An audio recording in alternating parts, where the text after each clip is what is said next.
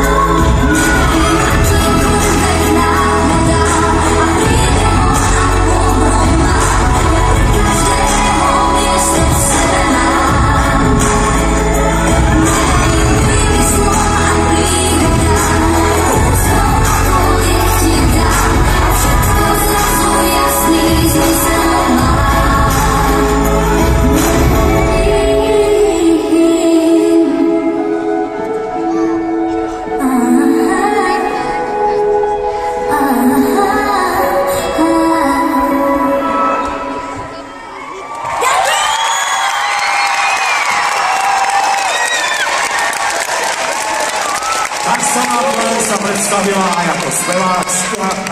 Ty si sa tak naučila také spievať? Ale vyslo mi z toho v krku, pardon. No ale ináč ani Maťo Ďurita takto to nevidel ty. No to nie je pravda zase. Ja som ťa počul. No kde sa tak naučila spievať? Tak rodičia ma klasicky prihlásili na Zušku, ale nie, mňa to vždycky bavilo. Ja sa trošku aj považujem za takého samouka, aj cez to všetko, že som chodila na Zušku. Ja som najprv spievala klasicky. Ľudia, viete si predstaviť, že ja som spievala toto ja som ako mala spievať. Koho to malo baviť? Ukáž nám, ako si to spievala. Tak to som ja začínala. No presne tak, nejako takto áno. Takže takto som nejako začínala na Zuške, ale ja som si doma spievala svoje veci. A vieš, prečo sa ťa to pýtam?